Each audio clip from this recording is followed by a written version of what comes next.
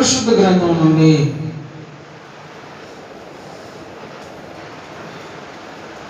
రెండవ సమూయేలు గ్రంథము 13వ అధ్యాయము మొదటి నుంచి.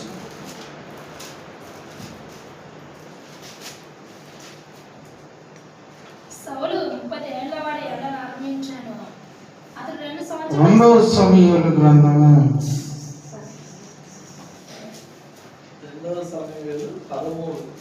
13వ అధ్యాయము. తరువాత దావీదు కుమారుడకు అబ్షాలోమునకు తామారునొక సుందరవతి అను సహోదరి ఉండగా, దావీదు కుమారుడకు అమ్నోను ఆమెను మోహించెను.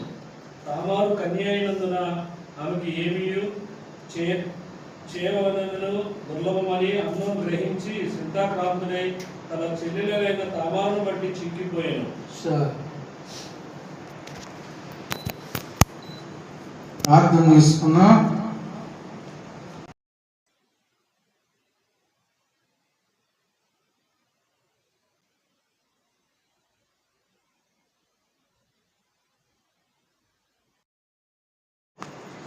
మీ గ్రంథంలో ఉన్న వాక్యం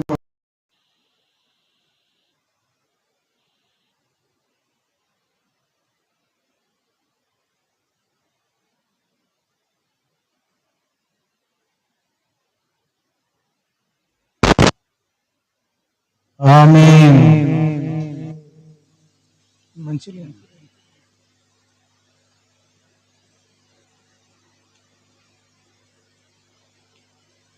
ఏంటి కన్ఫ్యూజ్ అయ్యారు? అర్థం కాలే నాకు. నేను కరెక్ట్గా చెప్పానా, రాంగ్ చెప్పానా?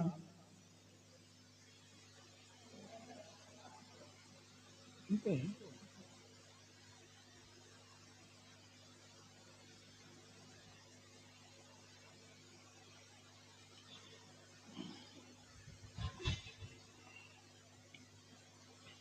రెండవ సమూయేలు గ్రంథము 13వ అధ్యాయము మొదటి నుంచి ప్రారంభం.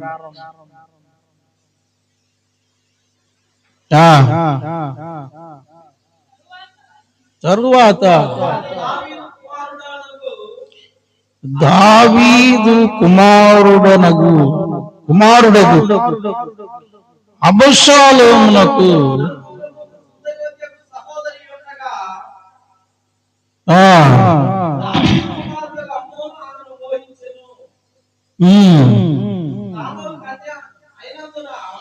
తామారు కన్య అయినందున ఆమెకు ఏమి చేయవలనను దుర్లభమని అమ్నోను గ్రహించి చింతాక్రాంతుడై తన చెల్లెలైన తామారును బట్టి చిక్కిపోయాను.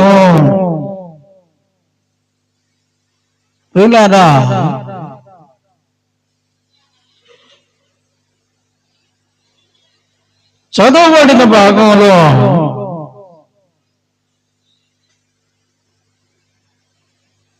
దావీదు ఇశ్రాయేలుల మీద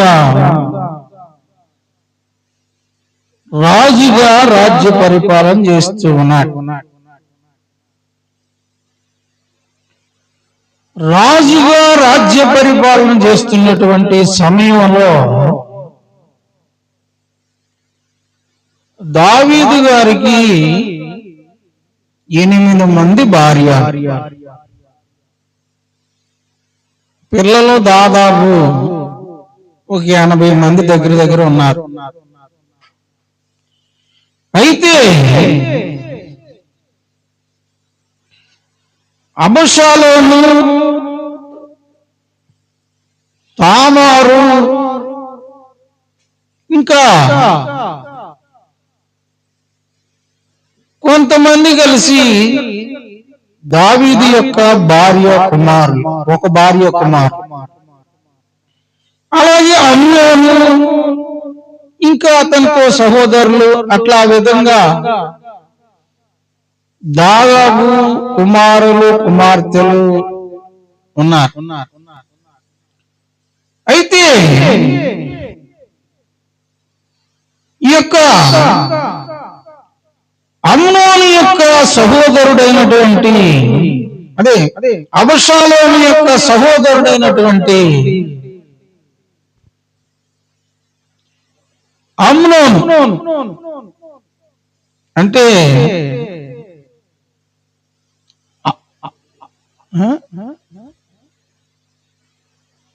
సవతి తల్లి అని అనటానికి లేదు. ఆయన రాజుగారు కనుక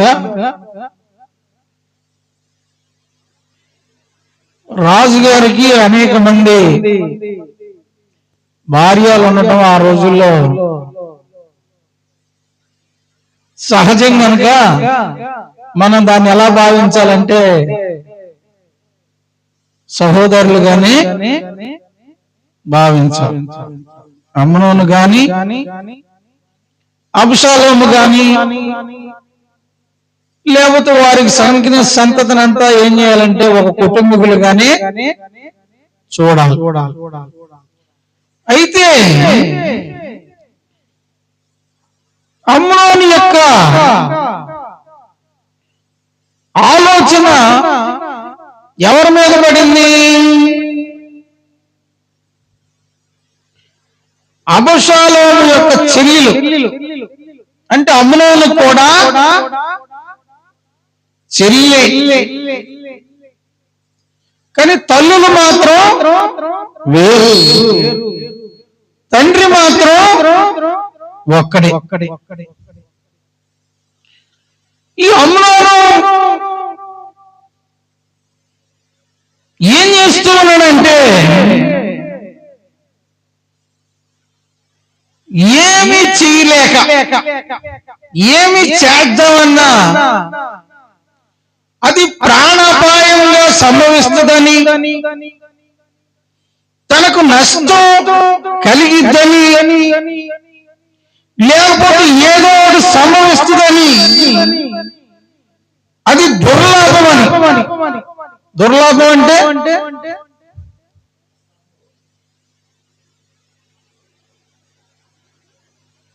లాభకరమైనది కాదని, చేస్తే మంచిది కాదని,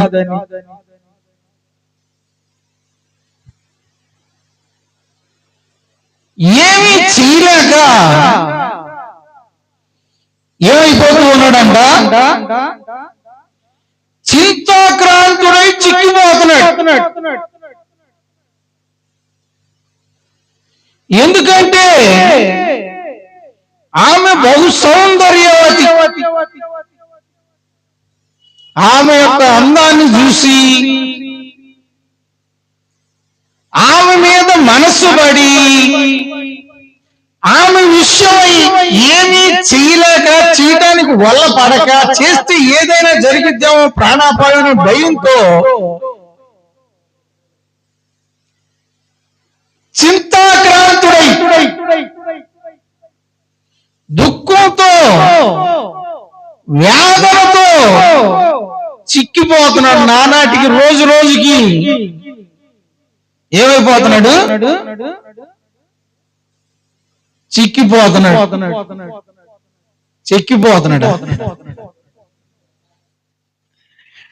చూసారండి ఎక్కడ మొదలైంది? ఎక్కడ మొదలైందో అన్న సమస్య అసలు.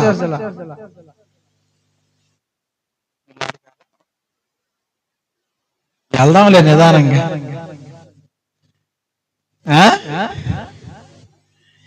ఇంట్లోనే మొదలైంది. ఇంట్లోనే సమస్య మొదలైపోయింది. అసలు ఈ సమస్య మొదలవడానికి కారణం ఏంటంటే తండ్రి చేసినటువంటి పాపం, నేరం, దోషం.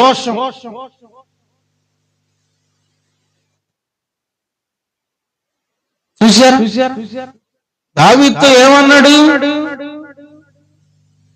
దేవుడు ఏమన్నాడండి దావీదుతో? నా మాట ఆలకించు,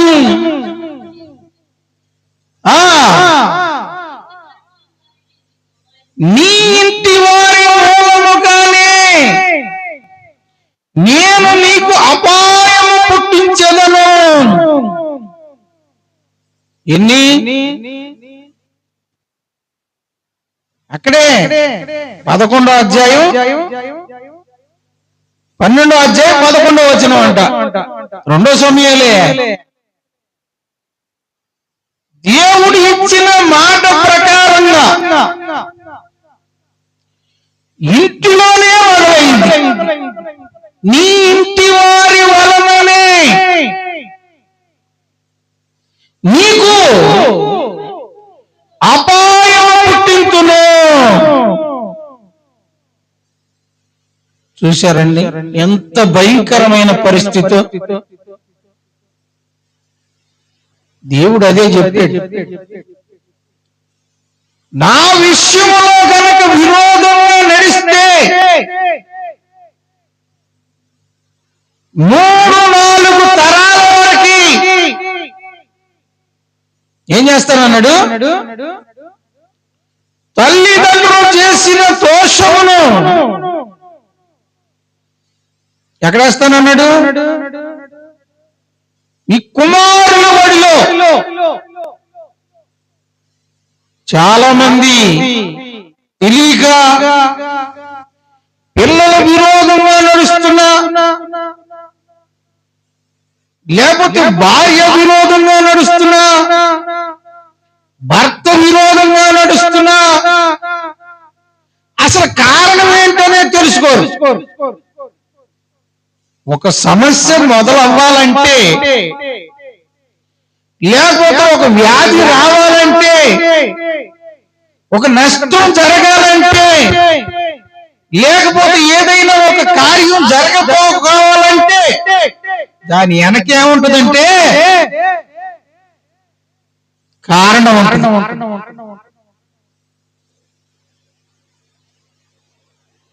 కారణం లేకుండా మాత్రం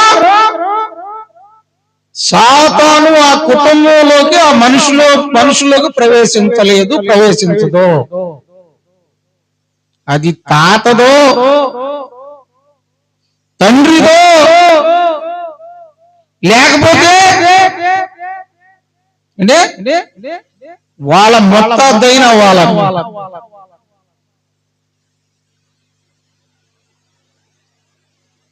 అదేంటండి అని మీకు అనుమానం రావచ్చు. అపోస్తుడైన పౌలు ఒక మాట అంటాడు, చూడండి రోమీయులకు రాసిన పత్రిక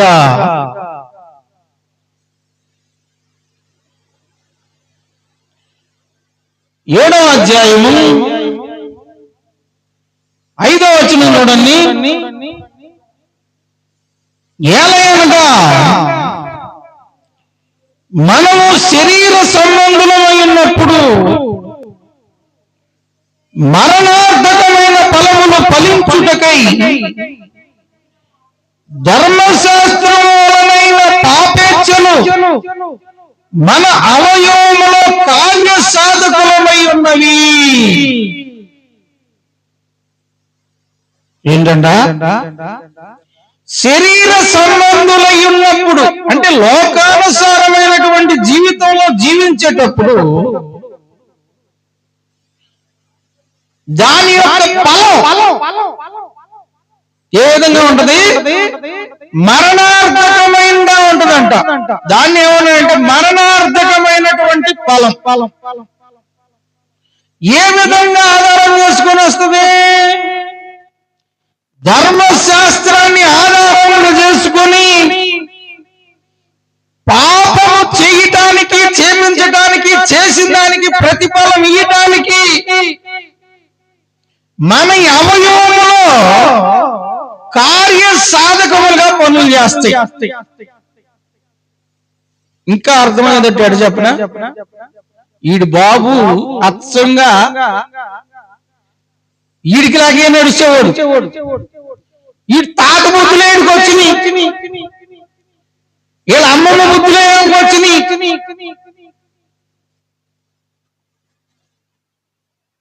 వీళ్ళ అమ్మ బుద్ధులే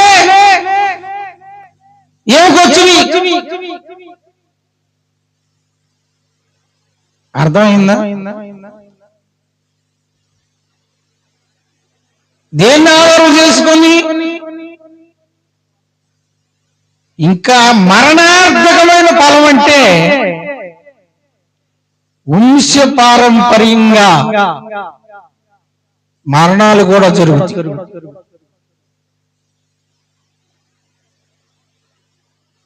యవ్వన కాలంలో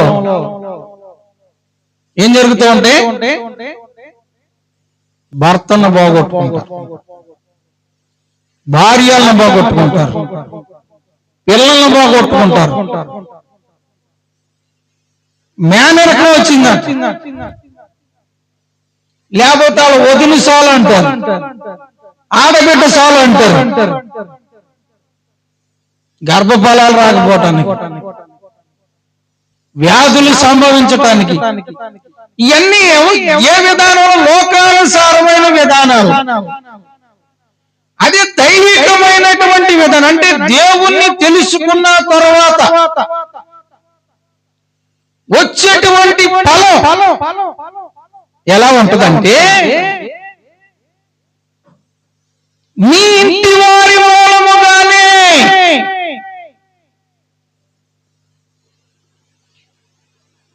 నీ ఇంటి వారి మూలముగానే నేను నీకు అపాయము కలుగజేస్తాను. చూసా ఎట్లా ప్రారంభమైంది, ఎక్కడి నుంచి ప్రారంభమైంది, ఎవరి ద్వారా ప్రారంభమైంది, ఏం ఆధారం చూసుకొని ప్రారంభమైంది. చాలా మంది ఏదో ఇదేంటి ఎట్టు చెడిపోయాడు, ఈ పిల్ల ఏంటి ఎట్టు చేస్తుంది, లేకపోతే భార్య ఏంటి ఎట్టు చేస్తుంది, భర్త ఏంటి ఎట్టు చేస్తున్నాడు అంట. అసలు కారణం ఏంటి? కారణం ఏంటి? ఎక్కడో కథ మొదలైంది. ఆ కథను గనక నువ్వు తిరగేసుకోకపోతే ఆ దోషమేంటో, ఆ నేరమేంటో, ఆ పాపమేంటో, అది ఎవరి వల్ల ప్రారంభమైందో నువ్వు తెలుసుకోకపోతే అది ఏం చేస్తా ఉంటది, వెంటాడుకుంటానే వస్తుంది. ఒకవేళ నీతో కనుక ప్రారంభం అయితే నువ్వు బ్రతికుండగానే దాని యొక్క ఫలాన్ని నువ్వు చూస్తావు, తప్పకుండా చూస్తావు. దేవుని కొరకు దేన్నైతే నువ్వు జీవించలేకపోతావు అదే నీకు ఎదురైంది, అదే నీ కళ్ళ ముందు దేవుడు పెడతాడు. సాతాను అదే క్రియ తీసుకొచ్చి నీకు ఎదురు పెట్టింది. అది భార్య ద్వారా అవ్వచ్చు, భర్త ద్వారా అవ్వచ్చు, పిల్లల ద్వారా అవ్వచ్చు, లేకపోతే మనవల ద్వారా అవ్వచ్చు, మనవరాల ద్వారా అవ్వచ్చు. నువ్వు బ్రతికుండగానే వస్తుంది, జరిగింది.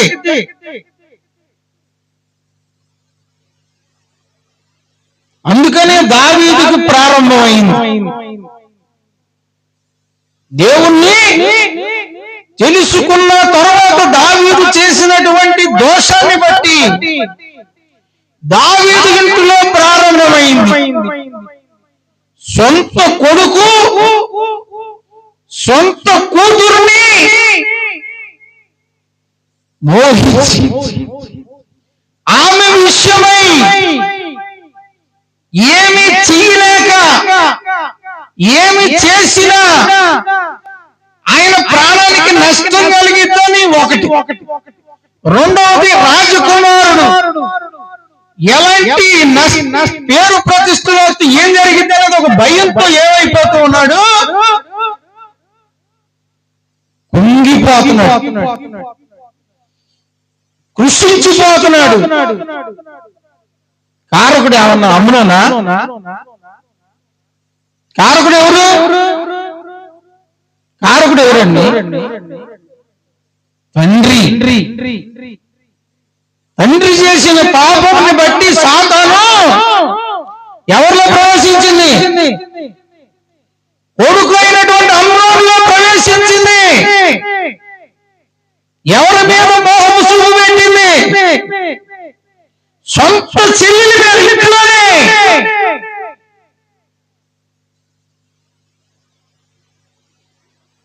అరే అసలు నీకు మైండ్ ఉందంటరా?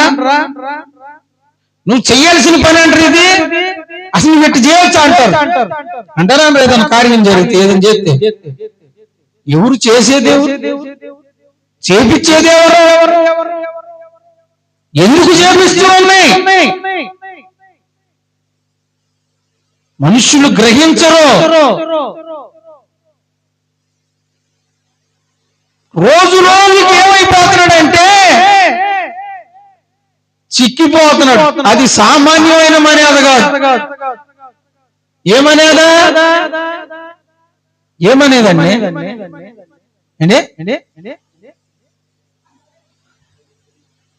కరెక్టే.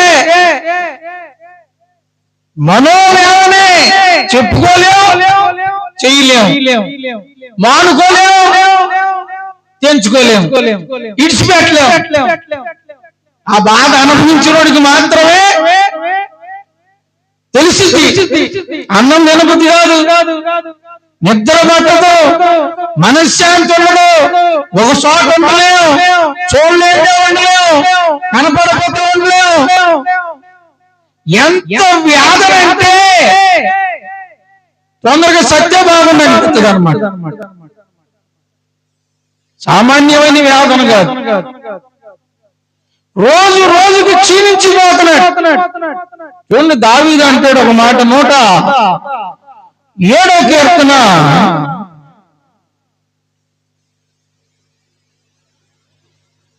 17వ అధ్యాయము 107వ కీర్తన 17వ వచనం 18వ వచనం. బుద్ధిహీనుడు తమ దుష్ట ప్రవర్తన చేతను దోషము చేతను బాధ తెచ్చుకొందురు. భోజన పదార్థములన్నీ వాని ప్రాణములకు అసహ్యమగును. వారు మరణ ద్వారములను సమీపించుదురు. ఎవరండి? బుద్ధిహీనుడంటే ఏంటి అసలు? తెలియనోడా? తెలిసినోడా? తెలిసి కావాలని చేసేవాడా?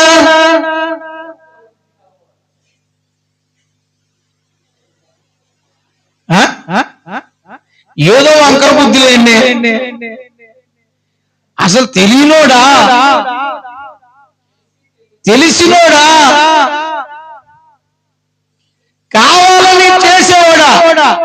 తెలిసి చేసేవాడు, కావాలని చేసేవాడు బుద్ధిహీనుడు. వాడికి ఉన్నటువంటి దుష్ట ప్రవర్తన చేతను, అది దుష్టుడి యొక్క ప్రవర్తన, ఇది చేయకూడదని తెలుసుకోడా, అది దోషమని తెలుసుకోడా, అది పాపమని తెలుసుకోడా, వాడు ఏం చేస్తాడంట? బాధ తెచ్చుకోవాలని,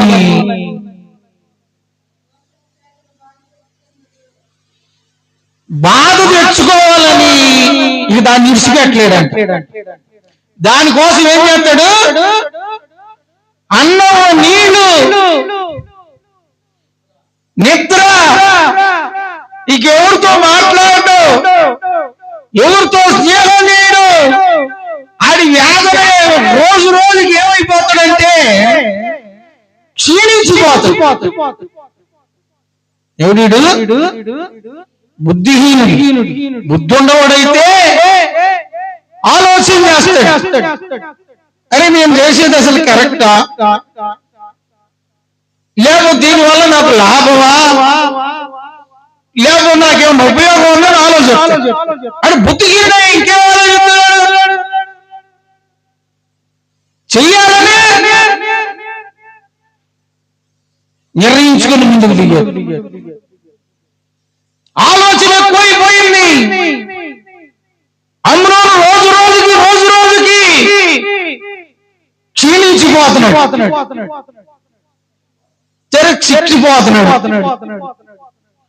ఒక్కొక్క మనిషిని ఒక్కొక్క బలహీనత బట్టి అందరినీ ఒకటే పట్టదు. అమ్నోన్ని పాపం చేయడానికి ప్రేరేపించింది సాతాను, కానీ అందరికీ రాదు. ఒక మనిషిని ఒక్కొక్క విధంగా, ఒక్కొక్కడు అబద్ధాలు ఆడతాడు, ఒక్కొక్కడు మోసం చేయటానికి, ఒక్కొక్కడు తెలిసినా తెలియనట్టు నటిస్తూ ఉంటాడు. ఒక్కొక్కడు మనిషికి చెప్పలేని విధానం, చెప్పలేని వాళ్ళు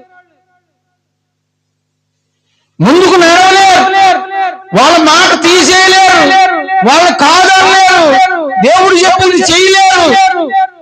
ఏ కార్యం అయితే చేయలేకుండా ఉంటారో వాళ్ళకి ఆ కార్యాన్ని సాతాను దేవుడు తీసుకొచ్చి ముందు పెట్టిస్తాడు. సాతాను ఇది జయమని, ఇది మానుకోమని, దీన్ని ఇడిచిపెట్టమని, లేకపోతే ఏమితో మాట్లాడకుండా ఉండమని. ఏం చేస్తాడు? ఇటు చెప్పలేక, ఇటు చేయలేక, తెలుసుకోవడం, ముందుకి నడవలేక తిప్పలు నేర్చుకుంటాడు, క్షీణించి పోతా ఉంటాడు. ఏంటికి అసలు అంత బాధ? ఏంటికి ఇప్పుడు తెలియనోడు బాధలు పడతాం సహజం. లోకానుసారమైన మనుషులైతే మరణార్థకమైనటువంటి ఫలాన్ని వాళ్ళు పొందుతారు. ఎందుకంటే ధర్మశాస్త్రం ప్రకారంగా వాళ్ళకి చేసినటువంటి ప్రతి దోషానికి, ప్రతి నేరానికి శిక్ష అనేది వస్తుంది. వాళ్ళకి ఎందుకు వస్తుందో తెలియదు, ఎందుకు నష్టపోతున్నారో తెలియదు, ఏం జరుగుతుందో తెలియదు, ఎవరి వల్ల జరుగుతుందో తెలియదు, ఏం ఎంత పరిష్కారం అయితే కూడా వాళ్ళకి తెలిసి, దేవుణ్ణి తెలిసి, దేవునితో నడుస్తూ, దేవుని యొక్క విధానాలన్నీ ఎరిగి బుద్ధిహీనులై కావాలని చేస్తుంటే ఏం చేయాలి? దేవుడు చూసి సరిపెట్టుకుంటాడా? అందుకే అలాంటి వారు క్షీణించిపోతారు. ఏమవుతారు? క్షీణించిపోతారు, తగ్గిపోతారు. వీడు ఎండిపోతుంటే తగ్గిపోతుంటే ఒకడు చూశారు. ఎవరు చూశారు? ఎవరండి? ఎవరు? చదవండి. అమ్నోనునకు మిత్రుడు ఒకడు ఉండెను, అతడు దావీదు సహోదరుడైన షిమ్యా కుమారుడు, అతని పేరు యెహోనాదాబు. వాడు చూశాడు, ఏంటి అసలు వీడు దుత్తలాగుండేవాడు, కింగులాగా తిరిగేవాడు, చీకు చింత అసలు ఏం ఉండేది కాదు, అందుకు రాజకుమారుడు. ఏం తక్కువ? ఏమన్నా కొద్దు ఉంటుందా? లేనోడికైతే ఏదో బాధలు అనుకోవచ్చు. వీడికేం బాధ? రోజు రోజుకి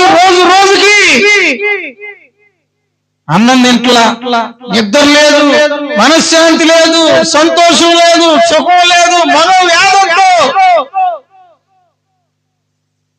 కుంగిపోతున్నాడు. వీడు కన్ను పడింది. వెళ్ళిపోయి ఏమంటున్నాడంటే, ఈ బహు కపటముగలవాడు, రాజకుమారుడైన నీవు ఏంటి అసలు కారణం ఏంటి? నువ్వు ఎట్టుండేవాడివి, ఎట్టుండాల్సినోడివి, ఎట్ట తిరిగేవాడివి, అసలు వీడు ఎవడంట? కపటం. కపటం అంటే ఏంటి అసలు?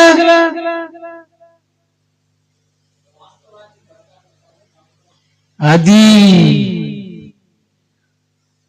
లోపల దురాలోచన ఈ నెట్ట నాశనం చేయాలా, ఎట్ట కూలి చేయాలా, ఈ నెట్ట చెడగొట్టాలా, ఈ నెట్ట ముందుకు సాగనేకుండా ఉండాలని చూసేవాడు. బాగుపడుతుంటే చూడలేను. అంతరంగంలో ఒక ఆలోచన, పైకేమో ఎంతో మంచి నటన.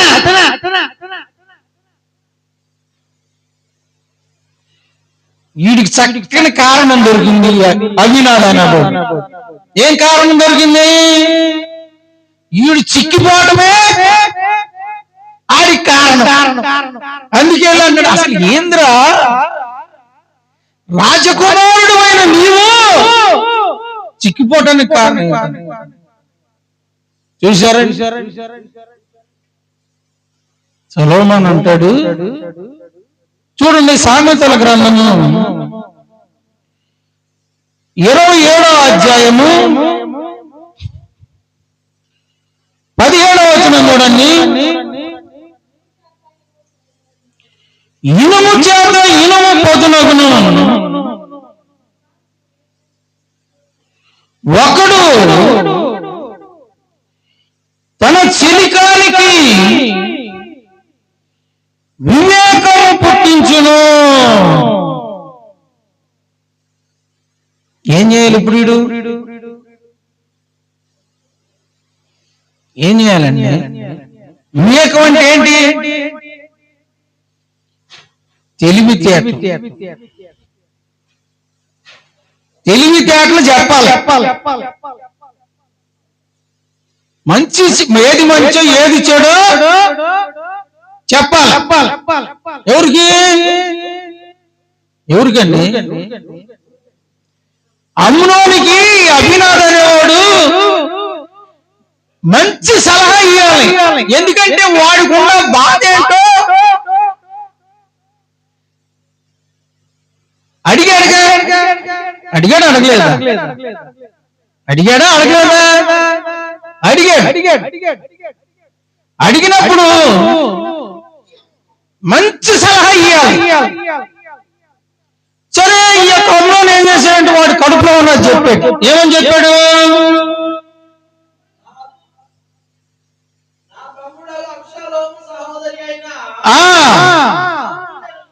తామారును నేను మోహించి ఉన్నా. ఈ సంగతి చెప్పాడు. ఇప్పుడు ఏం చేయాలి?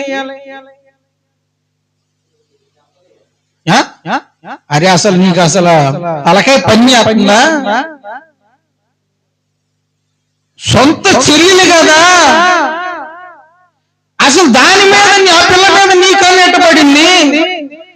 అసలు ఈ సంగతి కనుక మీ నాన్నకి తెలిస్తే, లేదా మీ తమ్ముడికి తెలిస్తే, మీ ఇంట్లోకి తెలిస్తే నీ పరిస్థితి ఏమైపోద్ది? ఇంక రాజ్యంలో ఎంత మంది లేరు అని బుద్ధి చెప్పాల్సింది పోయి, వివేకం చెప్పాల్సింది పోయి, తెలివి నేర్పాల్సింది పోయి, జ్ఞానాన్ని నేర్పాల్సింది పోయి, ఆడు చూడు ఏమి సలహా ఇస్తున్నాడు. ఎందుకని వాడి మనసు ఎలాంటిది? కపటం. లోపలేమో దురాలోచన, దుష్టుడు ఆలోచన, ఈ ఎప్పుడు కూలి చేపడం ఏ విధంగా నష్టపడతామనే ఆలోచన కలుగుతుంది. అది మంచి సలహా ఎట్టాడు? మంచి ఆలోచనలు ఎందుకు వస్తాయి? అందుకే హృదయం నిండిన దాన్ని బట్టే నోరు మాట్లాడి. హృదయం అంతా కూడా చెడిపోయి ఉంటే ఈడు మంచి వివేకమైన మాట్లాడిస్తాడు, తెలివిగా మాట్లాడిస్తాడు, ఆ బాధలను చెత్త బయటేస్తాడు, నష్టపరచుకుని ఎలా ఉంటాడు? చక్కటి సలహా ఇస్తున్నాడు. అరే నీ కోరిక తీరాలంటే నేను సలహా చెప్పా. ఈ సలహా కనుక నువ్వు పాటిస్తే తప్పకుండా నీ కోరిక ఏం సలహా ఇచ్చాడు? ఏం సలహా ఇచ్చాడండి? నీవు రోగివైనట్టు వేషము వేసుకొని నీవు మంచం మీద పండుకో. నీ నాన్న ఖచ్చితంగా ఈ సంగతి తెలిసి నిన్ను చూడటానికి వస్తాడు. వచ్చినప్పుడు నీవు నీ తండ్రితో ఒక మాట చెప్పు, నా చెల్లెలైన తామారు వచ్చి నాకు 2 అప్పాలు వేసి 2 అట్లు వేసి నాకు పెట్టినట్టు సెలవీమను. ఆమె చేతి వంట తిని నేను బాగుపడతానని చెప్పు మీ నాన్న. చూడండి, దుష్ట సాంగత్యము మంచి నడవడిని కూడా చెరుపును. ఎక్కడో ఉండరు చెరిపేవాళ్ళు. ఎక్కడ ఉంటారు?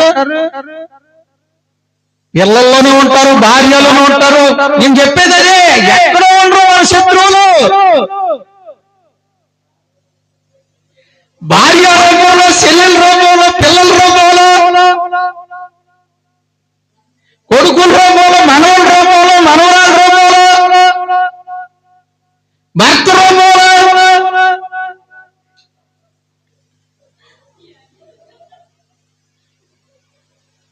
ఎక్కడుంటారు? నిన్ను నాశనం చేసేవాళ్ళు.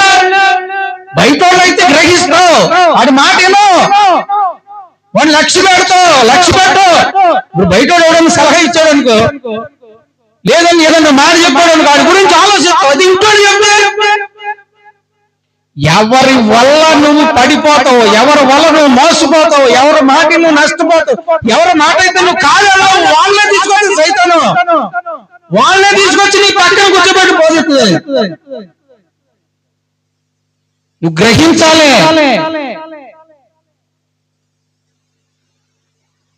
నీ కౌగిటిలో పడుకున్నటువంటి నీ భార్య దగ్గర నీ పెదవులో నీ స్నేహితుడిని, ముఖ్య స్నేహితుడు కూడా నమ్మొద్దాను. పిల్లల్ని కూడా నమ్మకూడదు.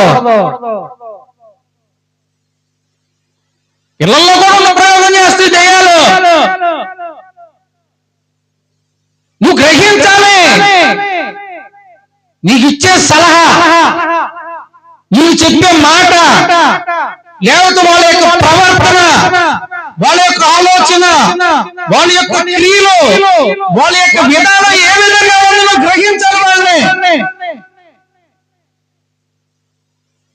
నువ్వు అది గ్రహించలేదనుకో, వాళ్ళు దేవునికి విరోధంగా మాట్లాడుతూ ఉంటే, దేవుని ఆజ్ఞకి విరోధంగా చేపిస్తూ ఉంటే, దేవునికి విరోధమైన కార్యాల్లో వాళ్ళు మండిపిస్తూ ఉంటే, వాళ్ళని నువ్వేం చేయాలంటే తొక్కలు బారేయాలంటే. దగ్గరికి కూడా దుష్ట సాంగత్యము మంచి మైండ్ లో ఉండగా నీ మైండ్ తిప్పేస్తుంది. అదంతే, నీ ఆలోచన తిప్పేస్తుంది. నువ్వు మార్చుకోలేకపోతే క్షీణించిపోతావు, నష్టపోతావు, చచ్చిపోతావు. అంతే.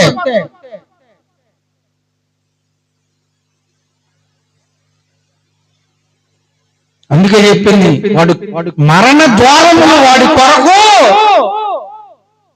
తెరవాడతాయి అంట. ఎవడి కొరకు?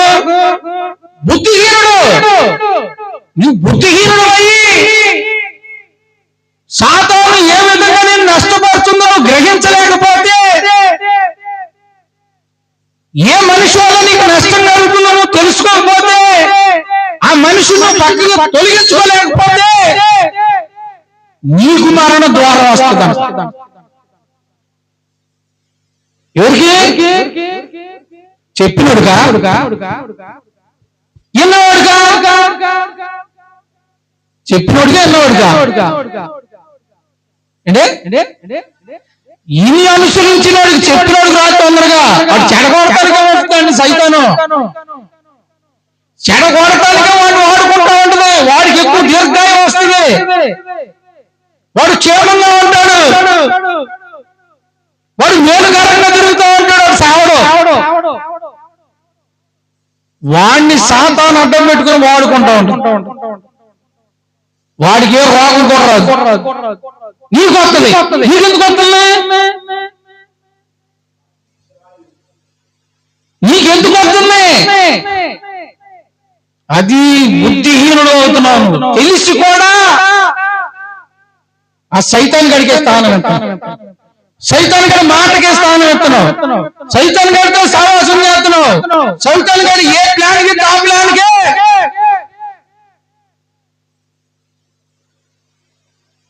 ఎవరికి స్థానం ఇవ్వకూడదు. అందుకే యేసు ప్రభు వారు అన్నారు, ఎవడైనా నన్ను వెంబడింపకోరిని ఎడలా ఇంట్లో మొత్తాన్ని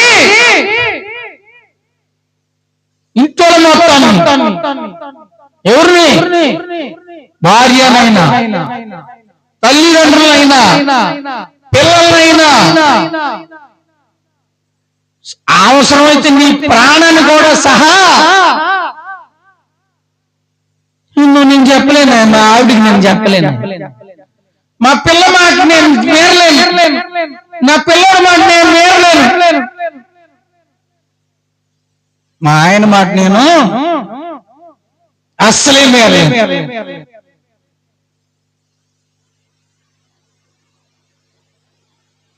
వివేకం పుట్టించేవాడితో సావాసం చేయాలి, తెలివి పుట్టించేవాడితో సావాసం చేయాలి. ఏది మంచో ఏది చెడో ఏది మేలో ఏది కీడో సలహా ఇచ్చేవాడితో సావాసం చేయాలి. తిమోతితో కూడా చెప్తాడు పౌలు, తిమోతితోనో తీతులతోనో నువ్వు ఎవరితో సావాసం చేయాలో ఒక్కసారి గుర్తుగా అంటాడు. మరి ఏంటనుకున్నా, ఎక్కడ నీ ఇంట్లోనే, నీ ఇంటి వారి వల్ల నీకు అమ్మాయం. వాళ్ళు అనుసరించరు, నిన్ను అనుసరించని.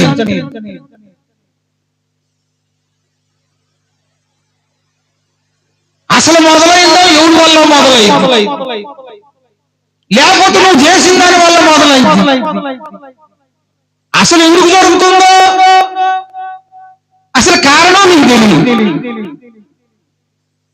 ఆలోచన చేస్తున్నావా, గ్రహిస్తున్నావా? ఎమ్మటయ్యుడు సలహా ఇచ్చేపటికి మంచం ఎక్కేసి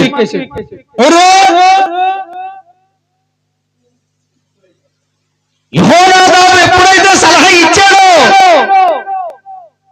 ఆ సలహా ప్రకారం అమ్నోను వెంటనే మంచం ఎక్కేసి.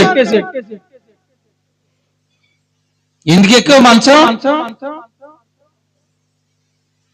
ఎప్పుడు ఎందుకు వచ్చింది నీకు మంచం ఎక్కమంటే? అందుకే ఎక్కడానికి కారకుడు అయ్యావు. ఎవడో సలహా ఇస్తే మంచం ఎక్కుతాం, ఎవడు ఏదో చేయబడ్డా చేస్తావా?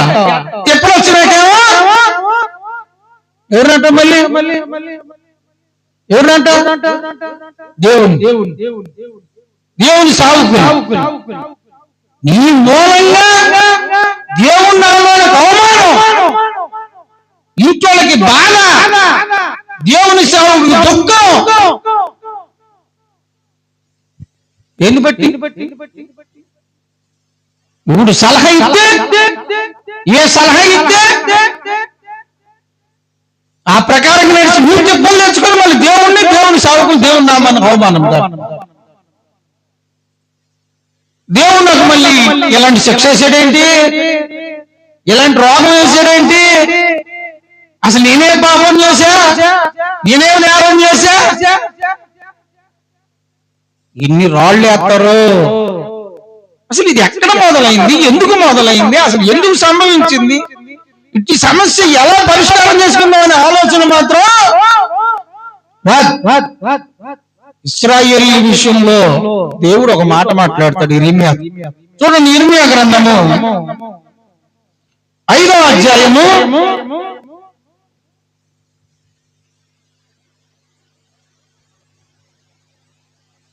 8-9 వచనాలు చూడండి.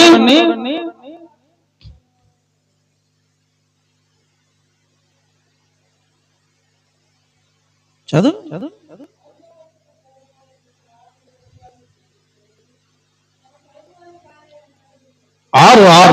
వారు తిరుగుబాటు చేసి బహుగా విశ్వాసఘాతకులైరి గనుక అరణ్యములో నుండి వచ్చిన సింహం వారిని చంపును, అడవి తోడేలు వారిని నాశనము చేయును, చిరుతపులి వారి పట్టణముల యొద్ద పొంచి ఉన్నను, వాటిలో నుండి బయలుదేరి ప్రతి వాడును తీర్చబడును. చూశారండి, ఇక్కడ ఒక్కొక్కళ్ళ గురించి రాయబడి ఉంటుంది. ఇశ్రాయేలీయులు ఎవరెవరు చేసినటువంటి క్రియను బట్టి వారి ఇక్కడ తిరుగుబాటు చేసిన వారి గురించి బహుగా విశ్వాసఘాతకులై. ఎవరంట వాళ్ళు? విశ్వాసఘాతకులు. ఎన్ని మేలు చేసినా, ఎంత ఆశీర్వదించినా, ఎంత అభివృద్ధి పరిచినా, ఎంత దీర్ఘాయు ఇచ్చినా, ఎన్ని అవకాశాలు ఇచ్చినా, నీ ఆలోచన, నీ ప్రవర్తన మాత్రం మారదు. ఎవరు వాళ్ళు? విశ్వాసఘాతకులు. వారి కొరకు ఏం దాచుకొని ఉంటాయి? సింహము, తోడేళ్ళు, చిరుతపల్లి ఎప్పుడు చేద్దామని కూర్చుంటాయి.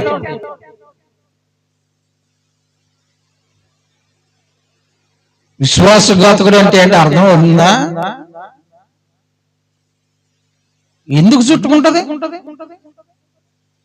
ఎందుకు వస్తుంది నాశనం? ఎవడు మాట పడితే ఆ మాట అంట, ఎవడు ఏం చెబుతా చేయటం. నీకు తెలీదా? దేవుని గురించి తెలీదా? దేవుని ఆజ్ఞం తెలీదా? దేవుని మీద మాట ఏంటో తెలీదా? దేవుని యొక్క విధానాన్ని తెలీదా? తెలిసి చేస్తుంటే దేవుడు ఊరుకుంటాడు, దెయ్యాలు ఊరుకుంటాడు.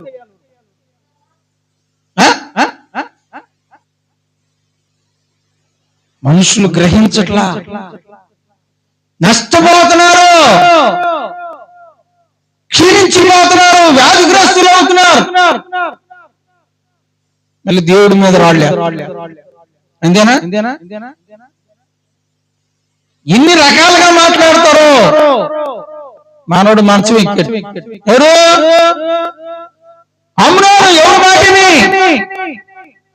మిత్రుడు, స్నేహితుడు. స్నేహితులకి మధ్యనే మంచి రహస్యాలు ఉంటాయి. ఇంకా స్నేహితుడు తప్ప రహస్యాలు బయటికి. మనోవ్యాధులతో బాధపడుతున్నటువంటి రహస్యమైనటువంటి రహస్యాన్ని చెప్పాడు. రహస్యాన్ని చెప్పాడు. వీడేమో నాశనమైనటువంటి సలహా ఇచ్చాడు. ఎమ్మటే మంచం ఎక్కితే ఈ సంగతి తండ్రికి తెలిసింది. తండ్రి వచ్చి, ఏంట్రా బాబు అంటే, చిన్న కోరిక నాన్న. ఏంటన్నా? నా చెల్లెలైనా తామారు చేతి వంటకొని తినాలనేటువంటి ఆలోచన మనసులో ఉంది నాన్న. దయచేసి ఆ ఒక్క కోరిక నువ్వు మాట చెప్పి తీర్చావంటే నేను ఈ మనోవ్యాధంలో నుంచి, ఈ మంచం మీద నుంచి, ఈ రోగంలో నుంచి బయటపడతాను. తండ్రి కదా, ఏం చేస్తాడు? ఆ తండ్రి కన్నా గ్రహింపు వచ్చిందా? ఎందుకు వస్తుందా? అది అక్కడి నుంచే మూసుకుంటూ వచ్చింది. ఇదేంటి అసలు? ఏదో వైద్యుల్ని అడగాలి, ఏదన్నా ధనం కావాలని అడగాలి, లేకపోతే నన్ను బాగు చేయమని అడగాలి, ఎక్కడికైనా తీసుకెళ్ళమని అడగాలి. అసలు చెల్లెళ్ళు అడిగాడు అంటే ఈ గ్రహింపు అయిందా? ఎందుకైద్ది?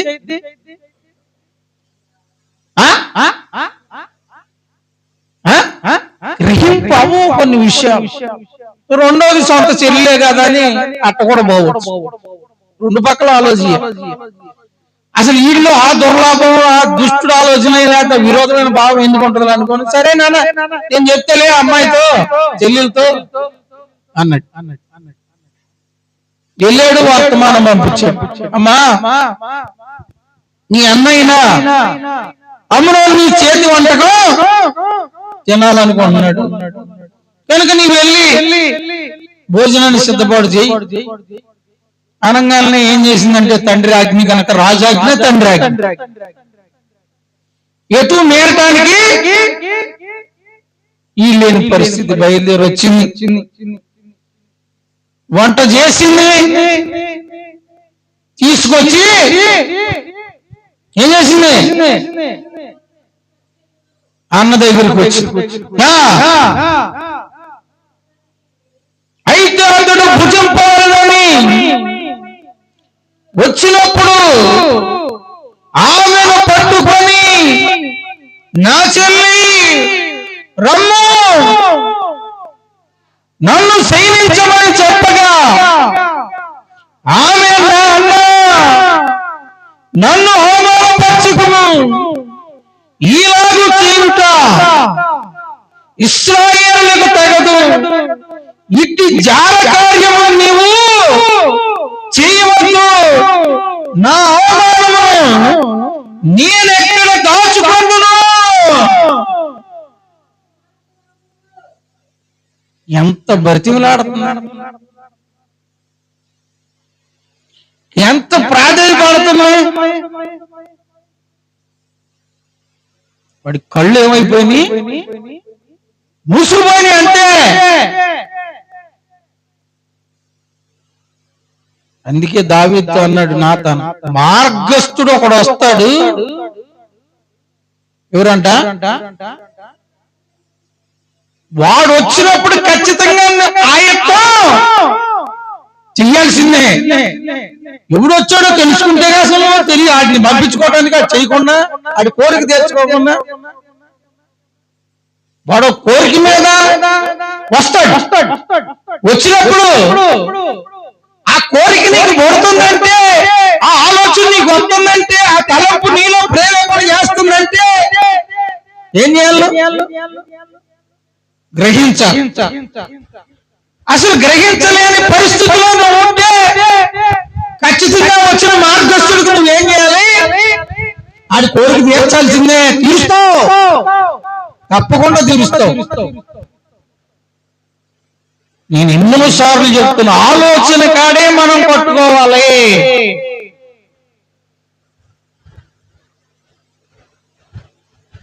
ఆలోచన కాడే పట్టుకోవాలి.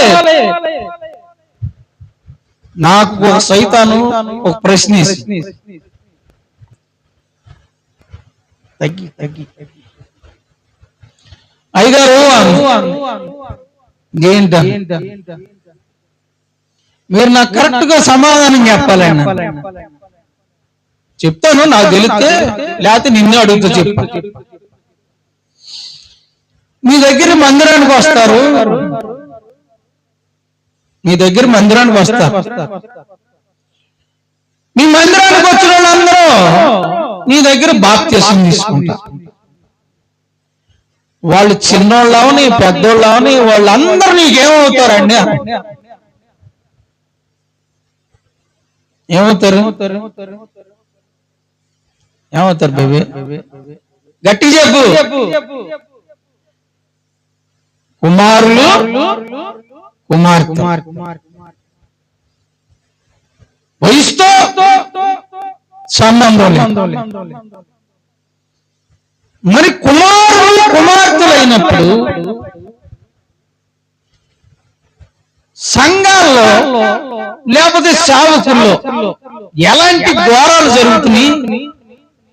అసలు ఈ దేవుణ్ణి వెంబడించే వాళ్ళకి ఏమన్నా వరస ఒట్టు ఏమైనా ఉంటుందా?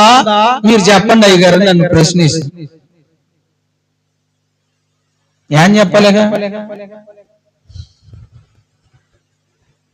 ఏం చెప్పాలి రా?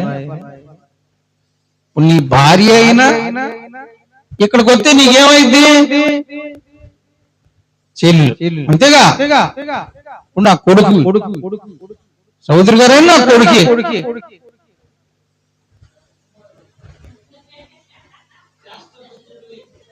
లేకపోతే ఎవరైనా ఆడవాళ్ళు, ఇప్పుడు బేబీ అయినా కుమార్తె, వరుసగా అన్నా చెల్లి. మరి అన్నా చెల్లెళ్ళు లేకపోతే ఆత్మీయ తండ్రి, ఆత్మీయ తల్లి, ఆత్మీయ బిడ్డలు ఏమైనా కరెక్ట్ గా ఉంటున్నారండి? ఏం చేస్తున్నారు? ఏం చేస్తున్నారు? అసలు ఒట్టు వలస ఏమైనా ఉంటుందా? ఎంత భయంకరమైన ఎవరు చేస్తున్నారు ఈ క్రియలు? ఎవరు చేస్తున్నారు?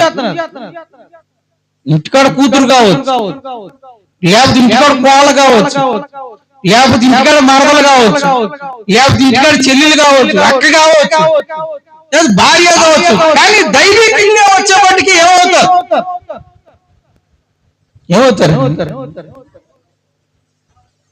అన్న చెల్లి, తండ్రి కూతురు, తల్లి కొడుకులు కూతురు. ఎన్ని ఘోరాలు జరుగుతున్నాయో చెప్పండి. ఎవరు కరెక్ట్ గా ఉన్నారు? ప్రతి దానికి దెయ్యాలే కారణం అంటున్నారు. అసలు మీరే అంత చేయకపోతే మేము అసలు మీ జోలికి వస్తా? ఏం సమాధానం చెప్పండి? ప్రార్థన చేసేవాళ్ళే ఏం చేస్తున్నారు? వర్షంట్లో వాయవా అదేమనంటే ఏమంటారు? సైతాన్ని పెట్టింది. ఏం పెట్టిందంట? సైతాన్ని పెట్టిందా? ఏం తెలీదు? నీకు తెలీదా? ఆమె ఏమైతే నీకు తెలీదా? ఆమె మోసం చేయకూడదని, ఆమె మీద మోహపు చూడకూడదని, ఆమెతో వ్యభిచారం చేయకూడదని, ఆమె దొంగిలించకూడదని, లేకపోతే దేవునికి విరోధమైన కార్యాలు చేయకూడదు. తెలీదా? మళ్ళీ ఏమంటారు? ఎవరు చేసిన పని ఎందుకు చేస్తా? నువ్వు అవకాశం ఇస్తే సైతం చేస్తా. నువ్వు అసలు అవకాశం ఇవ్వకపోతే గ్రహించట్లా మనుషులు. అదే గ్రహించలేకపోతాం అంటే, విన్యాసింపలేకపోతాం అంటే చెబుతుంది ఎవరు? తామారు చెబుతుంది అన్నయ్య మామూలుతో, అన్నా ఈ యొక్క కార్యాన్ని నేను చేసి ఎలా తలెత్తుకోగలను? అసలు నువ్వు తలెత్తుకుంటావు? ఈ సంగతి కనుక తెలిసిందంటే మనం అసలు బతకగలమా? అది ఇశ్రాయేలీయులు అసలు ఎలాంటి కార్యమో చేయొచ్చా? ఏంటన్నా అసలు ఎలాంటి ఆలోచనతో ఉండవు అని ఎంత సలహా ఇచ్చినా, ఎంత ప్రాధేయపడ్డా, ఎంత బెతుకులాడినా ఏమన్నా ఒప్పుకున్నాడా? నాశనం చేసిందాక ఆడి కోరిక తీరిందా అటు చెయ్యాలనుకున్నది చేసేసాడు. అందుకంటాడు వాడి నాశనం కునుకదు, నిద్రపో. నువ్వెందుకు ఆగుతావు? నిన్ను నాశనం చేయడానికి వచ్చింది, నువ్వెందుకు ఆగుతావు? అన్ని కునుకతో నిద్రపోనిది. ఎప్పుడు గ్రహించేది? అంతా అయిపోయింది. మళ్ళీ ఏం చేశాడండి? చదవండి. తరువాత ఆమె అత్యధికమైన ద్వేషం పుట్టి ద్వేషించి, అదేంటండి ద్వేషం ఎక్కడ పుట్టింది? అది చేపించడానికి వచ్చినటువంటి సైతాను క్రియేషన్ తప్పుకుంది అంతే. ఇక మనిషిని చూడంగానే ద్వేషం పుట్టింది, అసహ్యం పుట్టింది. ఎదురవుతున్నా కానీ మొహం కూడా చూడబుద్ది కదా. ఎంత ప్రేమిస్తావో, ఎంత ప్రయాసపడతావో, ఎంత వెయ్యిపరుస్తావో, ఎంత కాళ్ళు పట్టుకొని బతికిలాడతావో, ఆమె కోసం నీళ్లు మానేసి, తిండి మానేసి, తిరిగి తిరిగి తిరిగి ఆ సైతాను క్రియ అయిపోవడమే. ఏం చేస్తాగా మనిషి మొహం కూడా చూడబుద్ది. ఆమె కోసం అన్నం నీళ్లు మానేసినోడు ఆ మీద ఏం పుట్టిందంట? ఎదురు రాకుండా ఉంటే బాగుండ్రు ఈ మనిషి అనిపిస్తా ఉంటది అన్నమాట. కంటి కనపడకుండా ఉంటే బాగుండి అనిపిస్తుంది అన్నమాట. మళ్ళీ బతిలాడుతుంది. ఏమంటుంది? నన్ను బయటికి తోసివేయటం వలన ఏంటంట, నాకు నీ ఇప్పుడు చేసిన కీడు కంటే మరి ఎక్కువ కీడు చేయకుమని చెప్పినను. అసలు ఇంకేడా ఇది బయటికి వెళ్ళి తెలియాలిగా అందరికి. లోపల జరిగినటువంటి దుష్కార్యం ఏం చేయబడాలి? ఎల్లడి చేయబడాలి. అది రాజుగారి దగ్గరికి వెళ్ళాలి, తండ్రి దగ్గరికి వెళ్ళాలి, ఆయన మనసు పండిపోవాలి.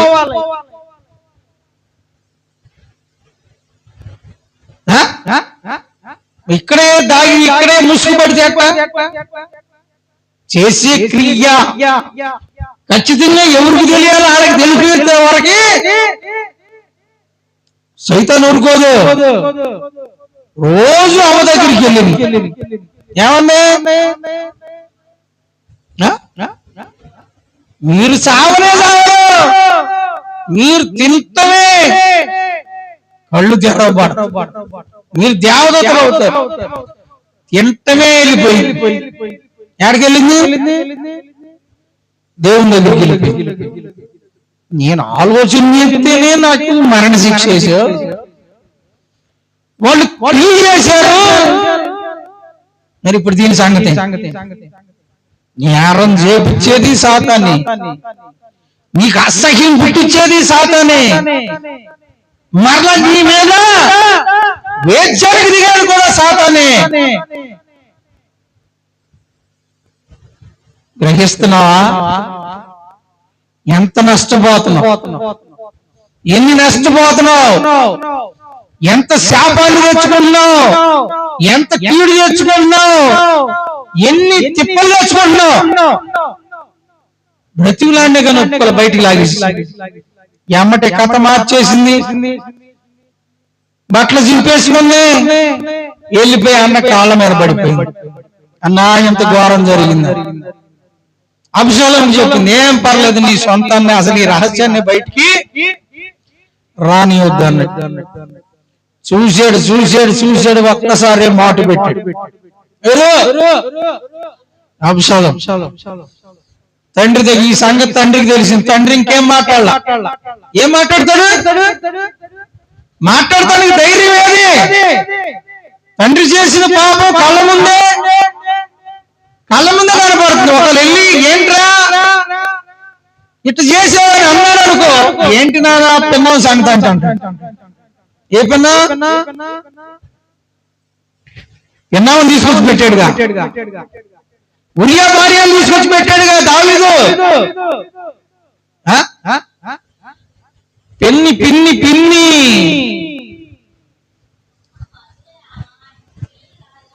ఎవరికి? పొరుగురు భార్య కాదా? చెల్లి కాదు. నేను దావీదును కనుక దావీదు వచ్చి అమ్నోను అడిగితే అమ్నోను ఏమనేవాడు? ఏంటన్నా ఈ పిల్లల సంగతి, నీ చిన్నల సంగతి ఏంటనేవాడు. అంతకు దగ్గర చూడు, ఇంకెందుకు ఆగుతాడు? మరి ఊరుకో రాజేష్, ఏం మాటలు లైవ్ లో నీ మాటలు మరీ ఘోరంగా ఉన్నాయి. సంగతంతా తెలిసినా దావీదు నోట్ల నుంచి ఒక్క మాట కూడా మాట్లాడలేకపోయాడు. మాట్లాడా? ఏం మాట్లాడుతాడు? అంతా తెలుసుగా.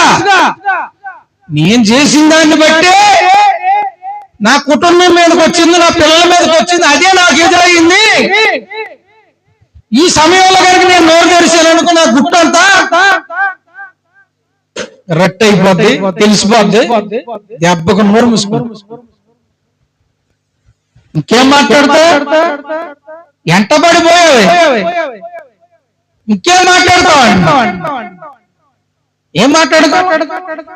లోపం లేకుండా ఉంటే మాట్లాడగలవు. సంగతి తెలియకూడదు. అసలు ఆ పరిస్థితే రాకూడదు. భార్య దగ్గరైనా సరే, భర్త దగ్గరైనా సరే, పిల్లల దగ్గరైనా సరే ఒకవేళ ఏదైనా పొరపాటు జరిగితే అది ఏం చేయాలంటే దేవుని దగ్గర ఎమ్మటే ఏం చేయాలి? కొట్టేపించుకొని క్షమాపణ పొందాలి. అప్పుడు దానికి ఏదైనా పరిష్కారం జరుగుతుంది. ఆ పాపం, ఆ దోషం, ఆ నేరం నీ బిడ్డల మీద, నీ మీద ప్రయోగం చేయకుండా దేవుడు తప్పిస్తాడు. దాన్ని గనక అలాగే ఉంచేవనుకో, అది ఆడకి తీసుకెళ్ళిద్ది. అంటే ఆడకి తీసుకెళ్ళిద్ది అంటే నీ ఇంటి మీదకే తీసుకొస్తుంది. తర్వాత నువ్వేం మాట్లాడలేవు. చేసిన పాపానికి మరలా అబ్షాలోము ఏం చేశాడంటే మాటు పెట్టేసి ఒక విందు ఏర్పాటు చేసి పనోళ్ళకి చెప్పాడు, ఎవరిని చంపొద్దు, రాజకుమారులు ఎవడో చావకూడదు, అమ్రోను మాత్రమే చావాలన్నాడు. పనోళ్ళకి చెప్పాడు, అందరిని పిలిపించాడు. తండ్రి ఆజ్ఞ మేరకు ఒక్క దెబ్బతో ఏం చేశాడు? అమ్నోన్ని చంపించేసి. ఈ వార్త మళ్ళీ ఎక్కడికి వెళ్ళింది? మళ్ళీ తండ్రి దగ్గరికి వెళ్ళింది. అయ్యా, రాజకుమారులు అందరూ వచ్చారు అని అందరూ వార్త వెళ్ళేపటికి అక్కడ కూడా ఉన్నాడు. చూడాడు ఈ కపట సహోదరు. చదవండి, మాట చదవండి. కపట సహోదరుడు అక్కడ కూడా ఉన్నాడు. 32 వచనం. దావీదు సహోదరుడైన షిమ్యోకు పుట్టిన యెహోనాదాబు దీనిని చూచి, రాజకుమారులైన యవనులందరినీ వారు చంపిరని నా ఏలిన వాడవకు నీవు తలంచవద్దు, అమ్నోను మాత్రమే. చూసా వీడు ఎక్కడెక్కడ తగిలాడు? ఈ కపట సహోదరులు, కపటం కలిగినటువంటి మనుషులు ఉంటారు. సలహా అమ్నోనికి ఈయన ఇచ్చాడు, మళ్ళీ వెళ్ళి అబషాలోముకి సలహా అక్కడ ఇచ్చాడు, మళ్ళీ వచ్చి ఏం తెలియనట్టు రాజుగారి దగ్గర కూర్చున్నాడు. రాజుగారి దగ్గర కూర్చొని రాజుగారు, అమ్మో రాజకుమారులు అందరూ చచ్చిపోయారేమో అని చింతపడుతుంటే అసలు చింతపడాల్సిన అవసరం లేదు. అక్కడ జరిగిన సంగతి అంతా ఈయనకి ఇక్కడేం తెలుసండి?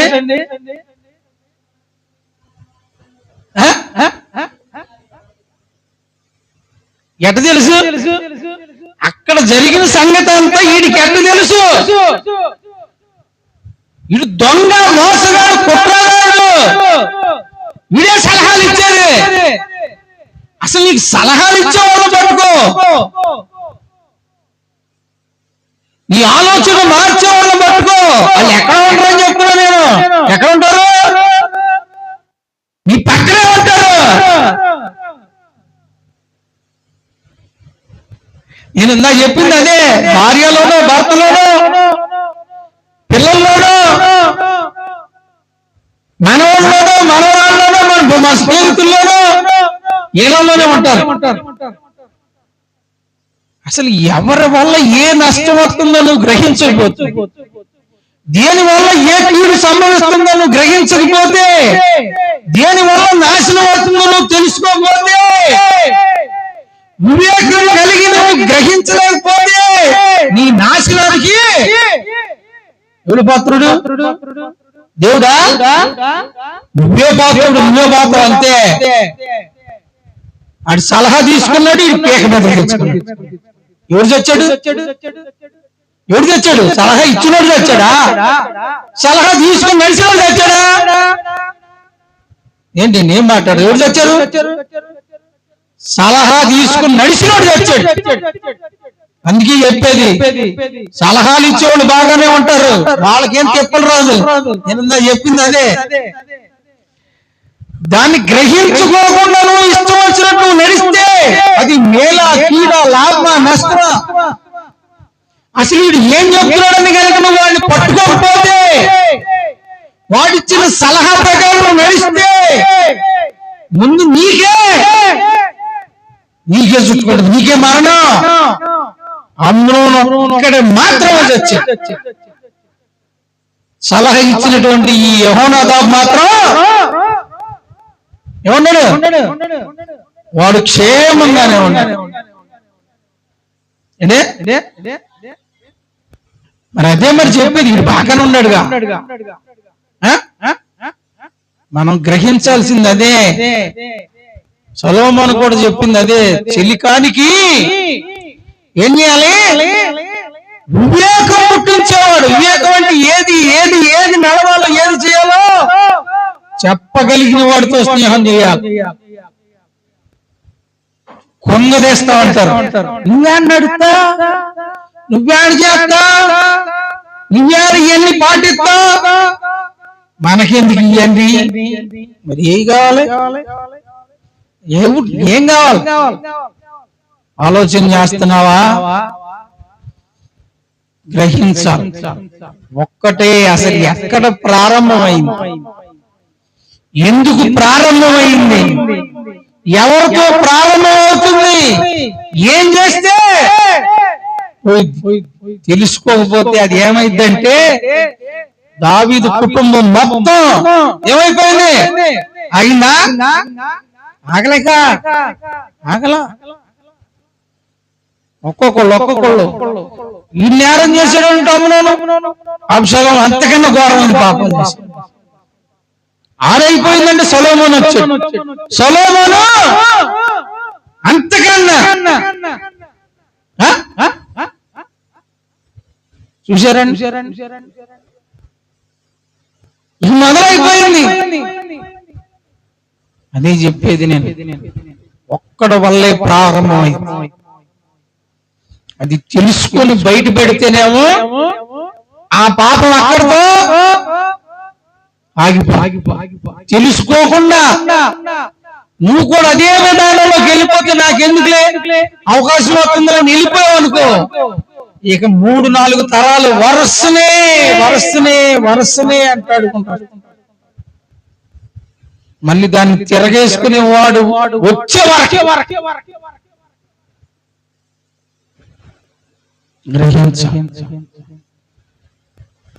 ఆలోచన చేయాలి. అదే చెప్పింది. ఈ కారణం లేకుండా ఏ సమస్య కూడా ఏ మనిషికి ఏ కుటుంబంలో ఉండదు. కారణం ఉంటేనే అపవాది మన ఇంట్లోకి, మన మనుషుల్లోకి, మనలోకి ప్రవేశిస్తుంది. కానీ అది తీసేసుకోవడం చాలా తేలిక. తెలిసినోడికి తెలియనోడికి అంటే అందులోనే పడి శాపగ్రస్తులై నశించి మరణించి పాతాళ నాశనమైపోతారు. ఆ విధంగా ఉండకూడదు. ప్రార్థన చేసుకున్నాం. పరిశుద్ధుడైన తండ్రి, ప్రేమ కలిగిన మా దేవా, నీకు వందనాలు, స్తుతులు స్తోత్రాలు నాయన. కాలము సమయము దాని గడియలు సమస్తం నీ స్వాధీనంలో ఉంచుకొని నీ ప్రేమలో, నీ దయలో, నీకు ప్రభువా, మీరు గడిచిపోయిన ఆదివారం నుంచి ఆదివారం వరకు కాపాడారు. ఈ ఆదివారం ప్రభువా కొన్ని విషయాలు తెలుసుకోవడానికి మీరు సహాయం చేశారు తండ్రి. మరలా ఆదివారం వరకు మీరు ఎక్కల చాటును భద్రపడి సహాయం చేసి కాపాడు దీవించండి. యేసు నామమున అడుగుచున్నాం తండ్రి, ఆమేన్.